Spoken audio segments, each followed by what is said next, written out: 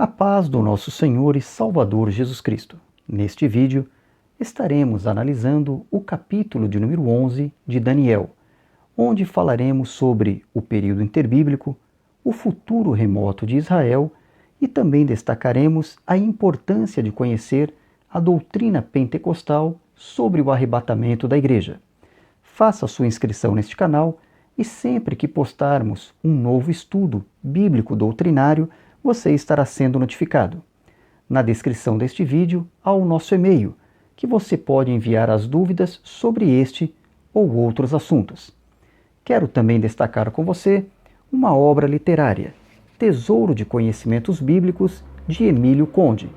Esta obra contém assuntos catalogados de A a Z, sobre personagens bíblicos, fatos bíblicos e outras curiosidades.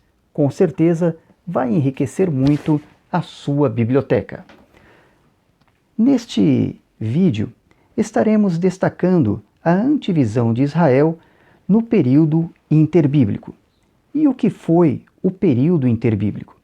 O período interbíblico trata-se de um interregno de 400 anos entre a conclusão da profecia canônica de Malaquias e o advento de Cristo. Este período também é conhecido como o silêncio de Deus. Eu quero ler com você um versículo que está no livro do profeta Isaías, capítulo de número 46, versículos 9 e 10, que nos diz assim: Lembrai-vos das coisas passadas, desde a antiguidade, que eu sou Deus, e não há outro Deus, não há outro semelhante a mim, que anuncie o fim desde o princípio, e desde a antiguidade as coisas que ainda não sucederam. Que digo, o meu conselho será firme, e farei toda a minha vontade. Deus sempre anunciou o que faria, e estamos a cada dia mais perto do arrebatamento da igreja. Amados irmãos, passando já para a análise deste capítulo de número 11, os primeiros 35 versículos, eles cobrem quase 500 anos de história bíblica, de Ciro o Persa ao final da independência do reino de Israel sob os irmãos Macabeus, isto em 63 a.C., quando Roma assumiu o controle de Israel. No versículo de número 1, vemos uma profecia sobre os medos e persas. Eu quero destacar aqui a respeito de Dário. Sempre que falarmos sobre Dário, temos que ter em mente que Dário não era um nome, e sim um título que quer dizer mantenedor. Assim também como César não era um nome, mas era um título. Portanto, tenhamos cuidado quando falarmos sobre nomes de imperadores ou monarcas, pois os nomes podem ser iguais, mas tratam-se muitas vezes de personagens diferentes. Versículo de número 2 fala sobre 4 reis. E quem são esses 4 reis? Assuero, filho de Ciro, Atarxerxes I, mencionado em Esdras capítulo 4, versículos 7 a 11, que determinou a suspensão das obras do templo do pós-cativeiro. O terceiro, Dário II, filho de Atarxerxes, mencionado em Esdras capítulo 4, versículo 5. Foi ele que ordenou a conclusão das obras do templo, em Esdras capítulo de número 6. E por fim, Assuero, o esposo de Ester. Não confundir com esse Assuero, que está em Esdras capítulo 4, versículo de número 6. Mais um caso de nomes iguais, porém personagens diferentes. Após estes reis, praticamente termina a história da Pérsia na profecia. Versículos 3 e 4. Depois se levantará um rei poderoso. Este rei poderoso é Alexandre o Grande, da Grécia, que iniciou seu projeto pan-helênico por volta do ano 334 a.C. Em 331, ele venceu a Pérsia. E ele morre muito cedo, morre com 33 anos, isto em 323 a.C., após 13 anos de conquistas e 8 anos como imperador mundial. Mas acontece algo interessante. No versículo de número 4 diz: não para sua posteridade. A história é clara quando ela comprova que os descendentes de Alexandre foram excluídos do trono. Versículos 5 a 35. Fala agora sobre a profecia com o Egito e a Assíria e suas guerras envolvendo os judeus.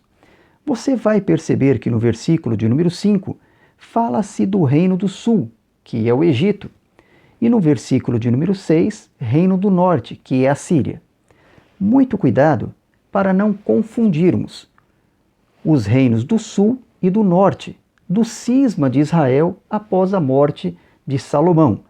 Então, estes reinos do norte e do sul não têm nada a ver com os reinos do norte e do sul do cisma de Israel. Versículos 21 a 35, nós vamos destacar agora o procedimento nefando de Antíoco Epifânio, também conhecido como o grande torturador de Israel. Antíoco Epifânio, sem dúvida, foi um dos homens que mais infligiu aflição, angústia sobre Israel, comparado até mesmo a Hitler, um homem que provocou muitos males sobre Israel. No versículo de número 28, você verá que ele quebra a aliança com os judeus. E no versículo de número 31, ele profana o santo templo que foi construído por Salomão. Versículos 32 a 35. A revolta dos irmãos macabeus.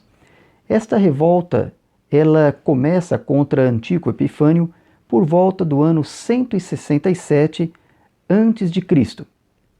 Versículo de número 34, vemos duas classes de judeus, os fiéis ao Senhor e os infiéis, que se uniram ao inimigo. Versículos 36 a 45. A profecia sobre Israel em conflito com o anticristo. Agora nós já estamos vendo o futuro remoto de Israel após o arrebatamento da igreja. E é interessante percebermos que, no versículo de número 35, já há uma introdução ao tempo do fim. E nos diz assim: e alguns dos entendidos cairão para serem provados, purificados e embranquecidos até o tempo do fim, porque será ainda para o tempo determinado. Então, o versículo de número 35 já é uma introdução ao tempo do fim. Versículo de número 40, Rei do Sul, que é o Egito, e um bloco de nações, provavelmente norte-africanas. E aparece também a referência sobre o Reino do Norte. Agora, não é a Assíria, como vimos anteriormente, mas este Reino do Norte é um reino futuro, que não tem ainda o seu nome mencionado. Eles combaterão por algum tempo o Anticristo. Versículo de número 41, Israel será invadido pelo Reino do Norte. E no versículo de número 45, o rei invasor estabelecerá seu quartel-general, ou as tendas palacianas, em Jerusalém. Este rei com seu exército, contudo, será destruído, mas não em uma batalha convencional, mas em uma ação divina. Nós temos aqui então uma análise do capítulo 11 do profeta Daniel. Agora eu quero lhe chamar a atenção para a importância de se conhecer as doutrinas bíblicas, entre elas soteriologia, que é a doutrina da salvação, pneumatologia, doutrina do Espírito Santo, a escatologia, a doutrina das últimas coisas, entre outras. E quero destacar aqui a importância de conhecermos a doutrina pentecostal sobre o arrebatamento da igreja. Neste ponto, a doutrina pentecostal ela é pré-tribulacionista. Quer dizer, o arrebatamento da igreja será antes da grande tribulação. O pré-tribulacionismo, ele também ensina que a grande tribulação é um assunto que diz respeito aos gentios e aos judeus.